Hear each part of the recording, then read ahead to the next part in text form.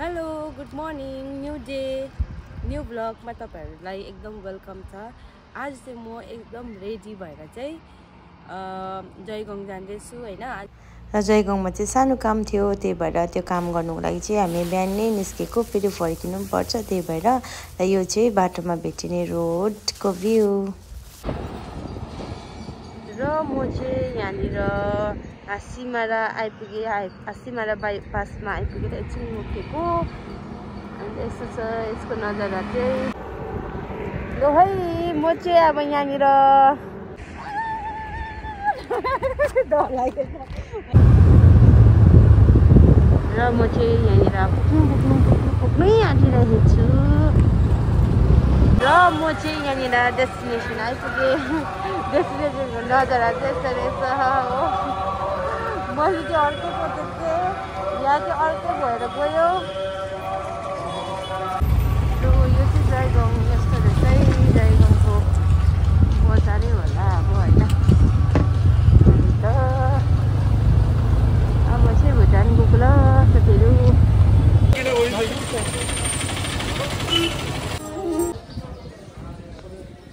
यो लुगाहरू पाउँदो रहेछ नि त्यहाँनिर, दामी नि है।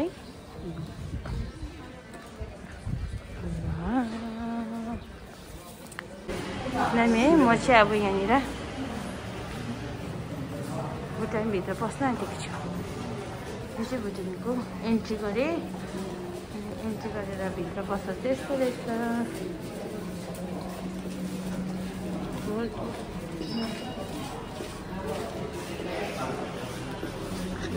के गरेको यहाँ चाहिँ यहाँनिर फुन्चुलिङमा आइपुगेँ र यहाँनिर चाहिँ भित्र एन्ट्री गर्नुपर्दो रहेछ हो।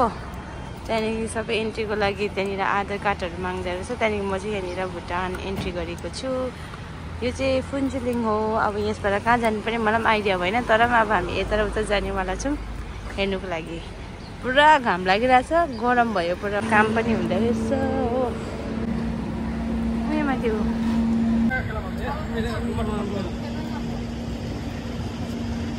यहाँ चाहिँ म किनेको, यो चाहिँ बुझ्नु सकिनँ। यहाँ चाहिँ पार्क होला हो।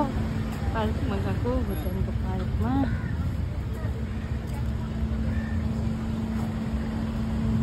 यहाँ तर बेसी उयो नै हुँदो रहेछ नि त, मोनास्ट्री है बेसी चाहिँ।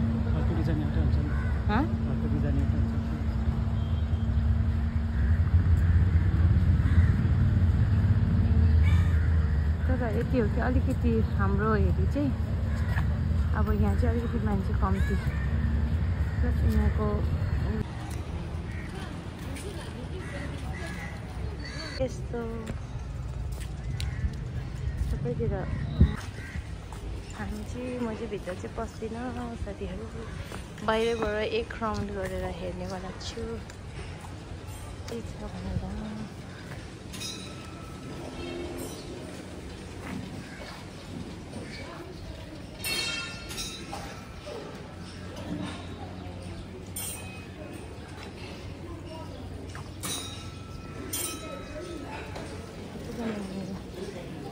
उनीहरूको त पार्क पनि उयो भयो एकदम ट्रेलहरूको जस्तो पार्कहरू ठिकै छ। बिग एप्पल हेरेको थियो उनीहरूको मल पनि यस्तो थियो। बिल्डिङहरू पनि सेम डिजाइनको, सेम सफा हेर्नु कति दामी, मान्छे पनि कम्ती।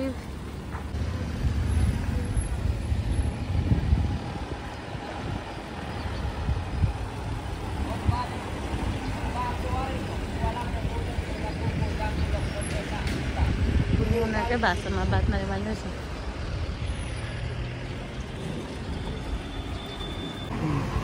चेकिङ चाहिँ हेर्दै गरिदिँदो रहेछ यहाँनिर छ।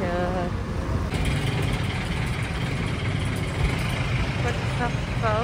र यो गेटदेखि उतादेखि देख्दै गरेको चाहिँ हाम्रो जयगाउँ हो होइन। अन्त यो भित्र चाहिँ भुटान हो। यो चाहिँ फुन्चुलिङ।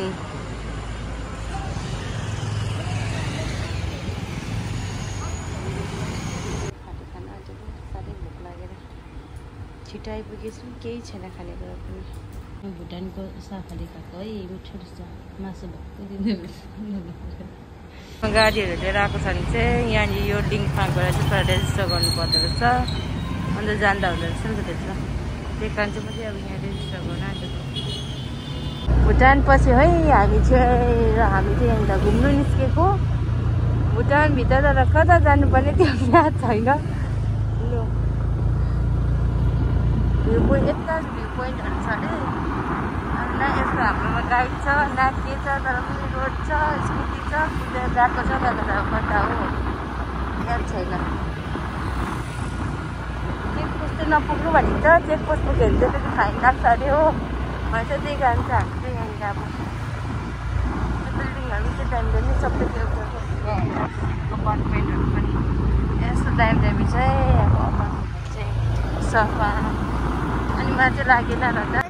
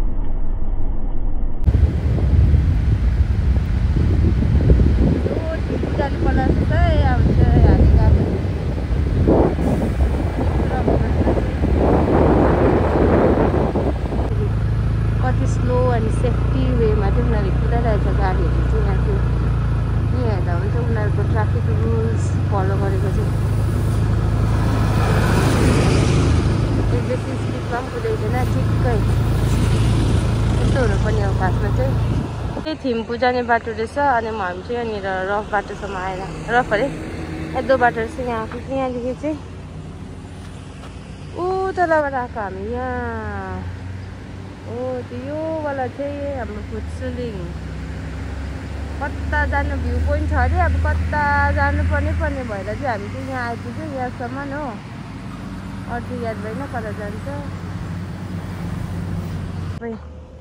बेसी हल्ला पनि छैन बेसी मैला पनि छैन सबै कुरा यस्तो दामी छ यहाँ तल म गएर आउँछु मन पर्यो आज भुटान पनि आयो अनप्लान्ड हो भुटान अब अलिक छुट्टी बेसी भएको भए चाहिँ र यो ऊ तल देख्दै गरेको चाहिँ भुटान र जयगाउँ फुत्सुलिङ र जयगाउँ अब कहाँ जानुपर्ने याद भएन ल यहाँ माथिबाट चाहिँ यसो देख्ने रहेछ